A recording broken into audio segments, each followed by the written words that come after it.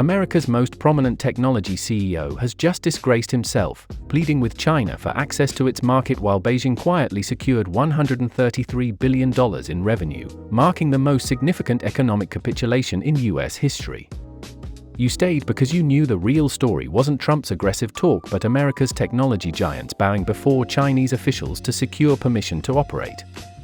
What you're about to learn is how Beijing turned American economic pressure into the most crushing defeat of US corporate influence ever seen, leaving Silicon Valley's biggest names as mere petitioners to Chinese authority. The moment that changes everything began with a scene unimaginable only years ago. Jensen Huang, the CEO of Nvidia and head of America's most valuable tech company, made 2 humiliating trips to the White House, personally urging Donald Trump to reverse chip export restrictions so his firm could access Chinese markets. This was no act of diplomacy, it was economic surrender disguised as lobbying. The deeper truth emerges when you examine America's eroding technological supremacy. While US leaders focused on sanctions, Chinese firms quietly built the most profitable tech ecosystem in the world. China's internet giants generated $133.3 billion in revenue in just the first half of 2025, while American companies suffered huge losses from being cut off. Beijing's economic strategy showed a sophistication that made Trump's tariffs look amateur. They didn't just resist demands, they built rival systems more attractive to global businesses than those dominated by the US. Chinese officials now meet American executives as regulators, deciding if they deserve access to Chinese prosperity. The psychological impact is even more damaging than the economic numbers. Nations are watching America's most powerful corporations line up to beg for Chinese approval while Beijing calmly dictates the terms. Tim Cook announced a $600 billion investment, but insiders know Apple's survival depends on China's manufacturing and markets. Most critically, China thrives while dismantling American dominance. Chinese internet companies increased research and development spending by 2.6% year-over-year, even as US firms reduced investment due to uncertainty. Beijing's tech industry isn't just enduring US pressure, it's using it to speed up independence. The numbers reveal the damage for US leadership. Chinese payment systems saw transactions surge 340% as nations sought to bypass dollar-dominated trade vulnerable to Washington's control. Meanwhile, American firms reported billions in losses, some facing existential risk. This isn't about trade talks anymore, it's about China systematically replacing US tech infrastructure while American leaders chase headlines with empty threats. The escalation began with a stunning reversal that exposed the weakness of US threats. In April, Trump's administration banned Nvidia from selling H20 chips to China, citing national security. By July, Nvidia's stock was collapsing as investors realized its reliance on Chinese customers worth $50 billion over 3 years. Huang's first White House visit in July was a corporate disaster disguised as diplomacy. He arrived not as a champion of American superiority but as a desperate executive warning that US restrictions would only hasten China's creation of rival technologies. Nvidia's market share in China had already dropped from 95% to 50% over 4 years. Beijing's reply was to release record financial results shattering the belief in dependence.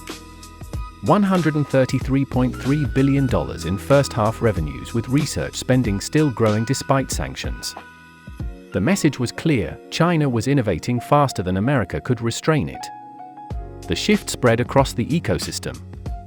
While Intel faced Trump's criticism for its China operations, Chinese companies were building infrastructure that could render Western alternatives obsolete. Officials in Beijing began citing security risks in American chips, treating them as threats instead of partners. Globally, the roles had reversed.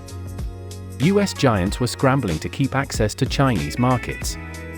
Apple's $600 billion announcement was about preserving manufacturing ties that could not be replicated elsewhere. China's fintech sector became a direct threat to US dominance.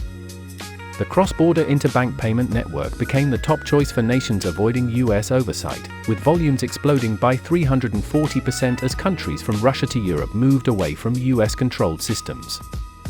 In artificial intelligence, Trump's controls failed to slow China, whose AI industry accelerated, generating huge revenues while US firms saw that restricting access only spurred local innovation. American executives faced a choice: abandon the world's largest tech market, defy their own government, or quietly lobby for exceptions while publicly backing destructive policies. The boiling point came in early August. The most humiliating scene unfolded in the Oval Office, where Jensen Huang stood between Trump and Vice President J.D. Vance, not as an innovator but as a supplicant pleading for Chinese market access. Within 48 hours of his second visit, the Commerce Department quietly issued licenses for H-20 exports to China, reversing its own policies under corporate pressure. Beijing's masterstroke was psychological as well as economic. It calmly raised security concerns about NVIDIA chips, flipping the script so China now judged US tech. While American firms warned of billions in losses, Beijing announced $133.3 billion in half-year revenue and R&D up 2.6%, surpassing US systems in speed and scale. Chinese payment volumes were up 340%, transforming sanctions defense into offensive tools undermining US power. Profitable Chinese firms invested heavily in innovations to make American tech obsolete, securing permanent independence. Nations worldwide saw American corporations beg for access while China set the rules. Europe and Asia began questioning whether US partnerships were worth the political risk. Washington panicked as it realized restrictions had sped up China's creation of superior alternatives. As the August 12 tariff deadline approached, US officials admitted privately they needed China more than the other way around.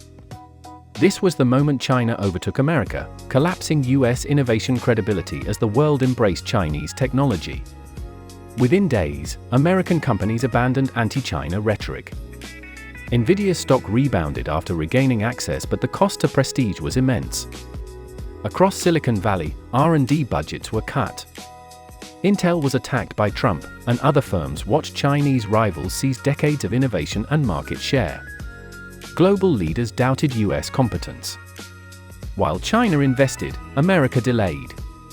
Countries accelerated adoption of Chinese systems to avoid US political disruption. Beijing actively recruited US allies, offering not just markets but independence from Washington's control. US firms lost credibility, stock prices dropped, and allies embraced Chinese stability. Alternative systems emerged in months, from payment networks to AI platforms, as nations fled US-controlled tech. This wasn't just about companies, it was about the shift of global innovation leadership from a declining America to a rising China. 8 months after China's revenue surge, Beijing had secured its place as the world's top innovation power. Chinese internet firms maintained explosive growth, with $133.3 billion forming the base of a technological empire. The cross-border payment system was now the global preference, used by over 70 nations. The 340% surge became a permanent shift away from dollar dominance, undermining US control. American firms acknowledged reality through restructuring disguised as strategy. NVIDIA's valuation now depended on Chinese approval, and Apple's $600 billion investment preserved irreplaceable Chinese ties. Once symbols of US supremacy, they now acted as junior partners. Nations joining Beijing's ecosystem gained advanced infrastructure without US political strings. Chinese systems proved faster, AI investment heavier, partnerships more stable.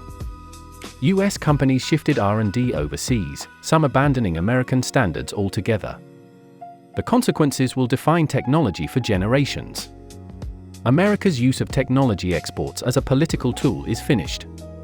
Future targets can follow China's model, create alternatives, and watch as US allies defect.